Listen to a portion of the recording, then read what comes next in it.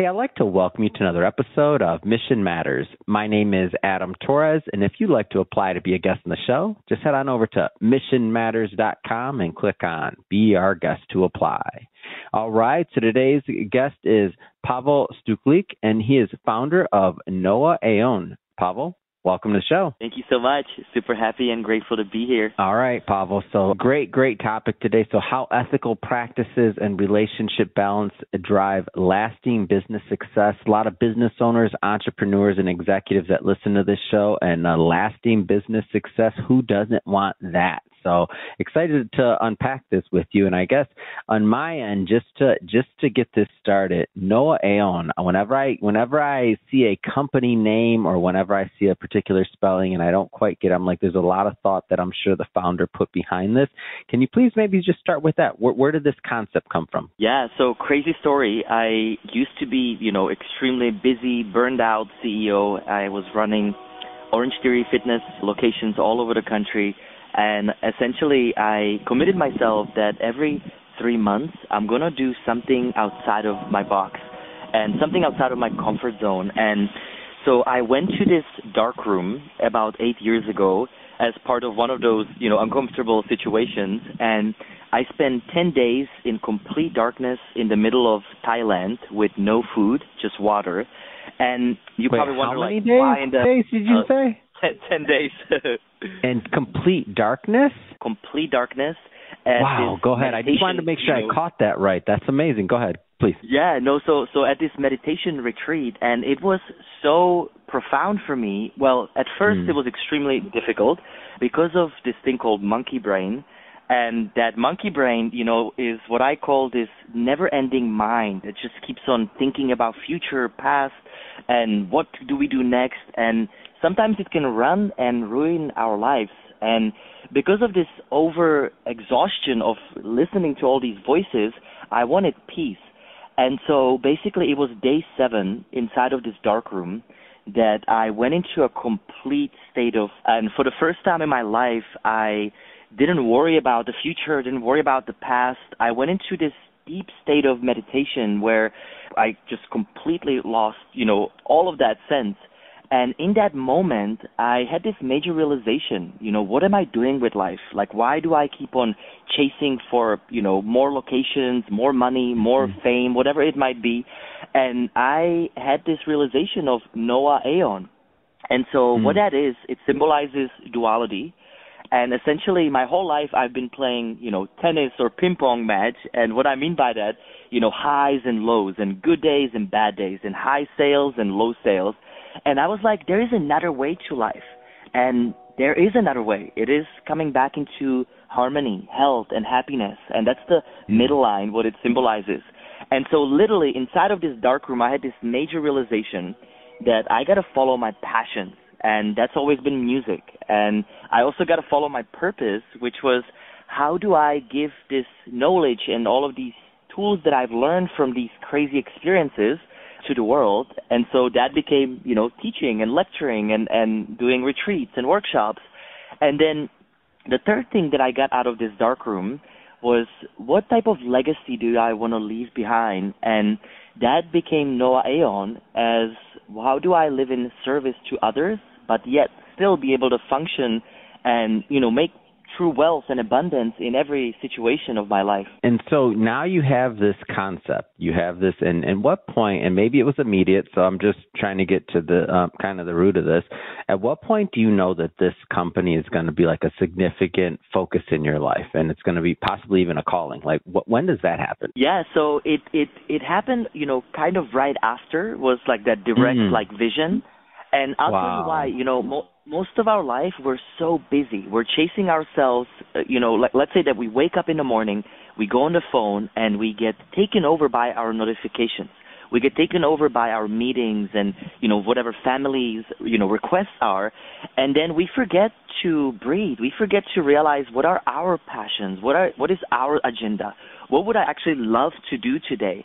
And then imagine that we go like this for years or decades sometimes, with, chasing after great stuff and money and security, but then losing ourselves in process, losing our peace in process, and sometimes families like it was for me. I was able to achieve this incredible success at a really young age, but I got divorced and I lost so many different partnerships in the process. I also lost tons of money in that same space. And so I was like, how do we do this sustainably from a place of, true happiness? And so that's what I've been gifted in this experience, is this true sense of silence, so I can actually hear what do I want, and I can sense, where I want to go with this. And so that's really what, escalated in that process. Talk a little bit more about your background. Like, were you always an entrepreneur? Where'd that come from? Yeah, so I started my first company when I was 17 years old. I'm originally from Czech Republic, and I used to be a professional cyclist. Now, when I was 17, my dad gave me the choice, either go to school and your life is paid for, or do your little cycling thing and you're going to have to figure it out. Yeah. And so what I did, I filled a need, and this is many, many years ago, before Alibaba was really well recognized like today. And so I went on Alibaba and I started searching for carbon bike frames. And I found, the same type of bike frames that you would find that are $4,000 or $5,000 in, U.S. or Europe. And I found them for $500 to $1,000, at cost. And so I literally listed it on eBay, and then I started trading between Alibaba and eBay. And then further on, I created a whole, carbon business out of this. So that was actually my first business. Now, when I was about 21 years old, I basically completely, just lost it in a Czech national race. My body got completely overexhausted, and I got diagnosed with, Epstein-Barr, chronic fatigue, and I was literally sick every 2 weeks. And that was the end of my cycling career. And that was the pivotal moment for me to learn about health and, biohacking and how do I take charge of my own biology without using, drugs and all of the chemical stuff in our society. And so I moved to America after, and, I was searching in different businesses that would qualify for a visa, because, I couldn't figure out how to be here legally otherwise. And so at first I found a sushi restaurant in Boulder, Colorado. So for a little bit I was there, which later on didn't qualify for this. Then I found a frozen yogurt chain in Hawaii. So I moved to Hawaii, and I don't know if you remember the frozen yogurt era. And so I started licensing that, and I was a master franchisor, and then later on was supplying, the islands basically with the frozen yogurt. But I got sick and tired of basically making people fat, claiming that it's something healthy, and yet it's all full of chemicals. Yeah. And basically, I moved to Florida, and I found Orange Theory Fitness. And this is, at the early stages, maybe 6 locations open. And I was like 23 years old, and I ended up getting the Georgia State as a master franchisor, and without ever being there. And then further, I ended up growing it into 7 different markets with almost 100 locations under my belt before I sold it to private equity. Well, wow, what a story. And so now, as you progress through I think this is a great transition. So you've obviously, and I wanted to set that piece of things, that you've been in business prior, like this wasn't, just something that came to you when you went on this retreat and these 10 days of silence. Well, the idea may have come to you, but it was a culmination of like all these life's experiences, right? Like all of the synthesizing and at some point coming out in you in the form of Noah Aon. Am I off on that? You absolutely got it. It's like the total sum of all of the different workshops and teachings and retreats that I've been on. And and this is what I basically did. As an entrepreneur, the one thing I was like, I'm going to do is every 3 months just commit that I will get out of the cycle, so that way I can go on this exploration. But then it wasn't until Darkroom where it was so clear that you can't just keep all of this knowledge or tools for yourself. You got to share it with others. And that's when I start hearing the calling to spread the word. So in your work in Noah Aeon, I know that some of the things that come up, of course, is like mind, body, spirit, like balance. How do you think some of these attributes can contribute to to business success? Because some people will listen to this and they'll say, I never do that, or okay, I get it, and but how does this apply to me, right? Yeah, no, absolutely. So the way I look at our life and time is kind of in three major buckets. There is yourself, which is, made up of your physical, mental, emotional health, and that is your true wealth, right? If you are not healthy, you are not wealthy. It's something that I've learned in the early stages because we can do everything that we want, but we can only push it so far as our health goes.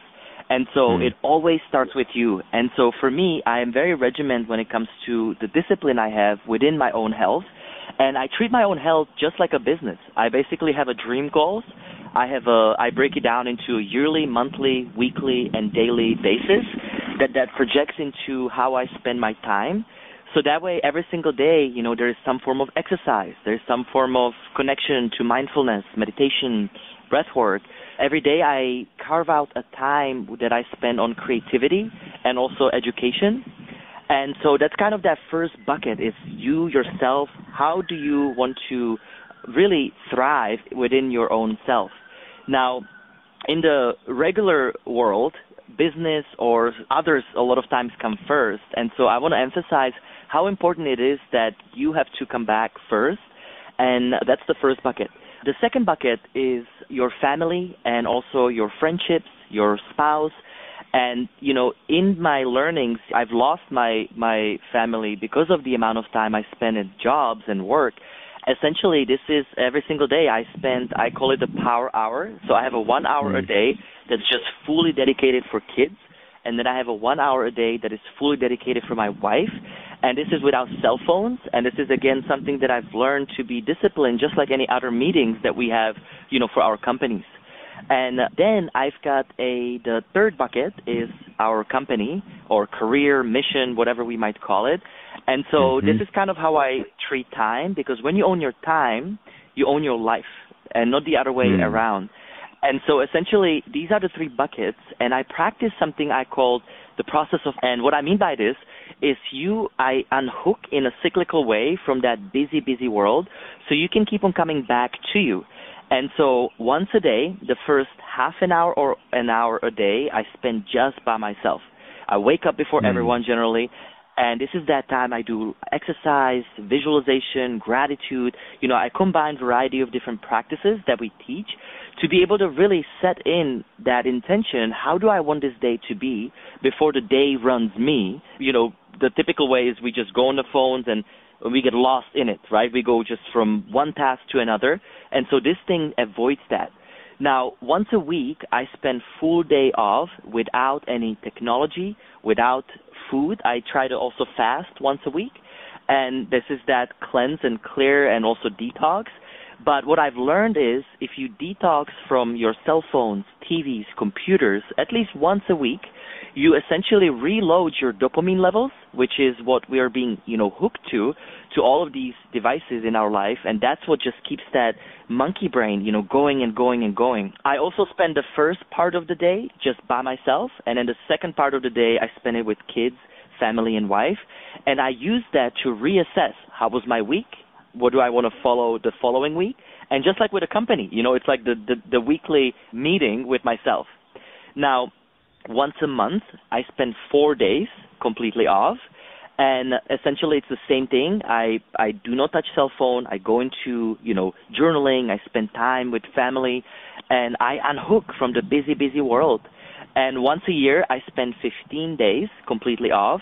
For me, it became the dark room. Of course, it's really extreme, right, for a regular person. Yeah, but of course. It's taking that time that it doesn't have to be that extreme. It's, shifting that focus on just you, your family, from the mission, from the work, so it doesn't define us. So we can really also re-identify where we're going. Who are we becoming? Is this making us happy? So we don't get lost in it. And so what I found is when I follow this cycle, I don't burn out anymore. I have this sense of ownership, but also ability to continue projecting where am I heading. And, it changes with time, and it's not always perfect. It's also important to don't beat yourself up with a stick, because we tend to do that as our society. But whenever I follow this, it's just completely altered the way I live. It brought me into balance. Wow. And so I love the framework that you give, and there's only so much we're going to be able to do in one podcast episode, but I do know that this is the work you're doing day in and day out with Noah Aon. So that being said, Pavel, if somebody's listening to this or watching this and they want to learn more about your company, what you're doing, and really how it can help them, like, what's the best way for people, well, two-part question, what's the best way for people to connect, and how have you found that maybe somebody's ready or it's ready for they're a good fit, to work with you and your team? Yeah, absolutely. So we work with, CEOs, executives, companies, and also individuals all over the world. We do it in 3 different ways. So we have a digital library, which if you go on our website, it's noaaon.com, noaaon.com. You can actually get a free access, and that's where we have literally over 80 hours of recording. There's also courses, and then we do live stream recording. And we do that either privately, so with companies, executives, or we do it, more in a group. Then we have over 100 events a year. So we literally travel across the world constantly, from city to city, to country, from retreats, summit, conferences, experiences, or immersive experiences that we curate. And then the third part is we also integrate technology. So one of my really missions in this has been bringing, for example, EEG testing to measure and show how our breathwork, meditations, and mindfulness practices actually are changing. And especially in the corporate environment, we can literally show you whatever your team or yourself is disengaged, or if you're focused, we can bring and help you get you to the focus. And that's the technology piece that we have on our website as well. And you can also find us at Noah Aon Official on any social media. Fantastic. And for everybody that's listening, just so you know, we'll put all that information in the show notes so that you can just click on the links and head right on over. And speaking of the audience, if this is your first time with Mission Matters and you haven't done it yet, we welcome you to hit that subscribe button. This is a daily show. Each and every day, we're bringing you new content, new ideas, and hopefully new inspiration that's going to help you along the way on your journey. So again, hit that follow or subscribe button. And Pavel, thank you so much for coming on, man. It's been a real pleasure. Absolutely. Thank you so much.